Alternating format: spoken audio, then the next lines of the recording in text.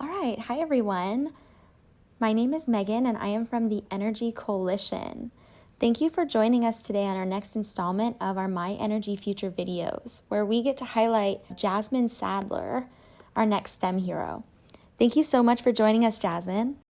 Hello, my name is Jasmine Sadler. I'm the CEO and visionary of the STEAM Collaborative, where I work with adult program leaders to spread STEM from an artistic perspective. So STEM stands for science, technology, engineering, and math, and I do it from an artistic perspective. The thing I love about being an entrepreneur is that I get to make my own hours and working with the students to help them realize that they can be engineers and that you're already engineers in a lot of the things that you do.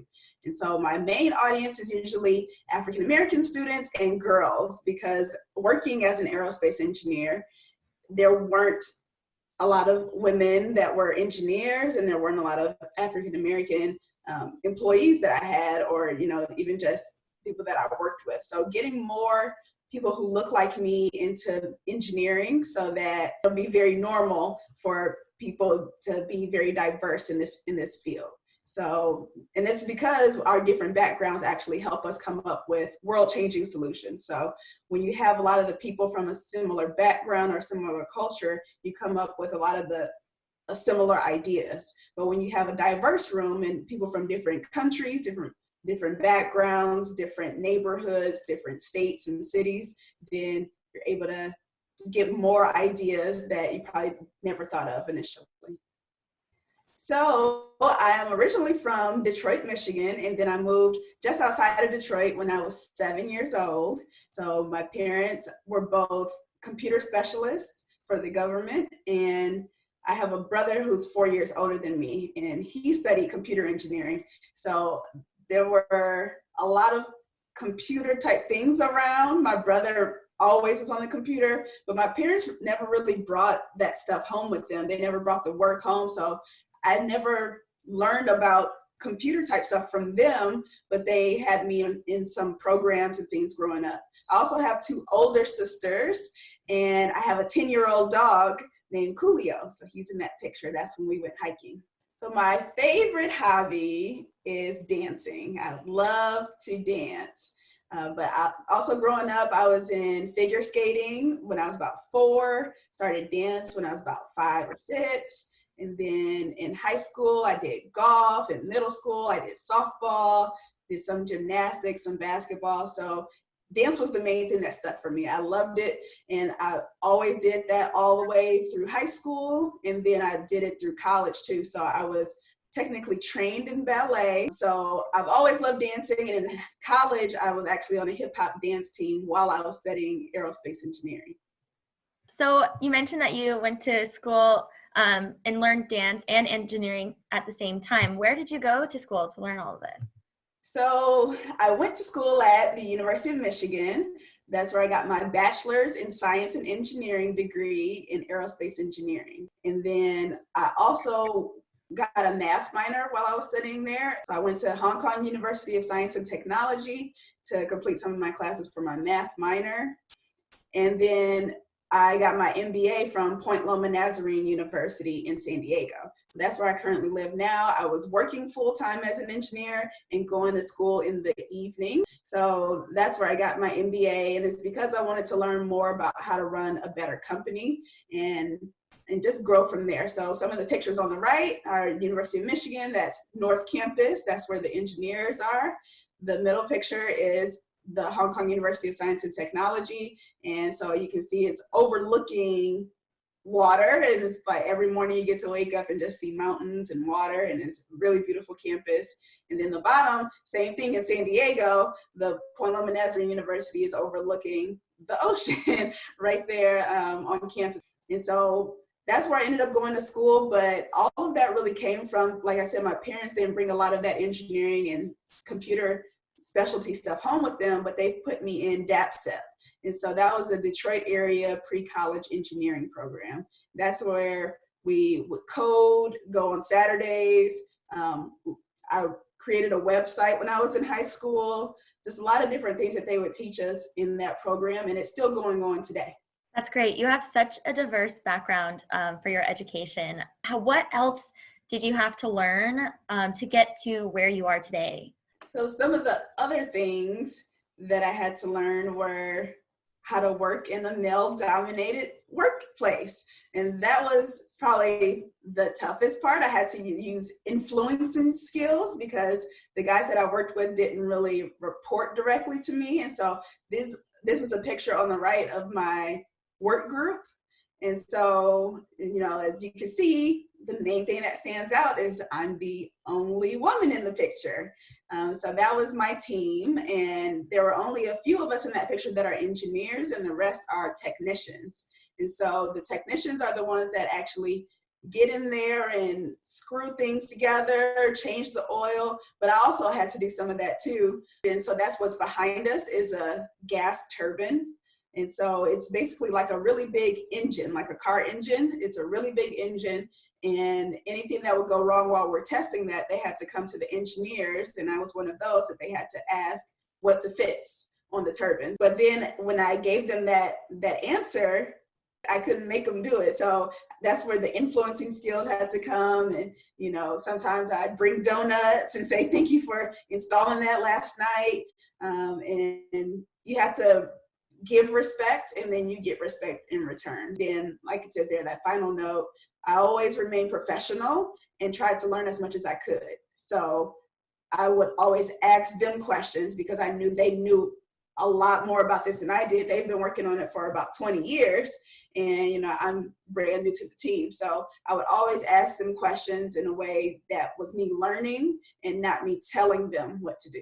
Is there any other advice that you can give to all the students out there from learning about your path and where it led you? Yes. So my advice is to identify your purpose, and then you make plans and set out milestones and goals to achieve it. And so my purpose ultimately is to get more girls and African American students to realize that they are engineers and that they do have a real asset to add to engineering as a profession, that a lot of the qualities that make us different are actually the things that make us most beautiful. And so you set milestones for that. For me, it was I want to graduate in aerospace engineering. And then throughout that time, I talked to some of my counselors and found out, wait, I'm only a couple classes away from a math minor. So that was one thing in high school, taking those harder classes so that in college, I'm already a bit further ahead. And then diversify yourself through your experiences. So like Megan mentioned, the different schools that I went to add to my diversity, but also the different things that I enjoy, like dance and golf and tennis, watching tennis, figure skating, gives me a different perspective. So when we talk about friction or when we talk about physics, then I can talk about how friction is when I'm dancing on the dance floor versus friction when I'm ice skating. So that's some of the ways that you can kind of use your personal experiences to give you a better answer when you're an engineer. So also keep successful friends around you. I've had to learn that throughout the years. I'm still learning that as I go to different places in my career. Not all of my friends have the same vision of success that I do. And so I want to keep friends that have a similar vision of success around me. So that's a really big thing, and celebrate your achievements. So when I graduated, that picture on the top right, that's me graduating with my MBA, and I did like a whole fashionista photo shoot. The middle picture is me dancing. That's also a big thing. That time was my first time doing a solo. And then at the bottom is my company's first big event, which is called the STEAM Leaders Summit. So I brought together a few different leaders in science, technology, engineering, art, and math, and brought them together on my college campus during my MBA program so that they could start working with each other. And that was actually what started my company now, the STEAM Collaborative. So that's my advice, is figure out what your purpose is and why you're here on this earth, but then also along the way, diversify yourself. Yes, thank you so much, Jasmine, for sharing your story on how you kind of evolved through your life and worked through different jobs to get to your company where you are now today with the STEAM Collaborative. And the first one from a student would be, what is your favorite part of what you do now? Ooh, my favorite part of what I do now is that I get to make my own hours. I'm not depending on somebody else to determine what I do every day, that it's really self-directed being an entrepreneur full time. But then my background in engineering always adds to just new creative ideas, because an engineer is really just a problem solver. So that's my favorite part about what I do now, is that I'm able to bring in my engineering background into entrepreneurship and owning my own business. Our second question is, were you nervous about shifting your career path at any time?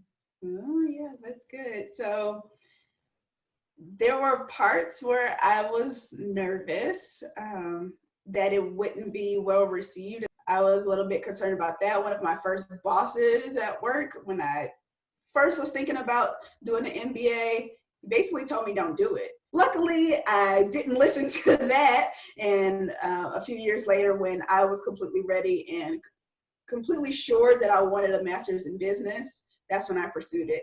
Because anything else, if I would have gotten a master's in engineering, then that wouldn't have been what I personally wanted to do. And when I went and got my master's in business, it looks good on my resume, and it helps me with fulfilling my purpose and sharing my experiences with all the students out there. Thank you. We do have one last one, and it is about your travel to Hong Kong and your studies there. How was that different than learning in the United States? Yeah, so I was in Hong Kong for 5 months, from January through June. And the best part was I got there the week of Lunar New Year. And so it was a big celebration, lots of parades, all types of things going on that I got to experience culturally while I was there. And even more so, the best part was being able to travel to other countries around there. So I visited Malaysia, Singapore, Beijing, Korea, a lot of different places that were in that area. So that was the best part, was the travel. And then also, most of the learning happens outside of the classroom there. I actually got in a study group with some of the local students that were there and some of the exchange students.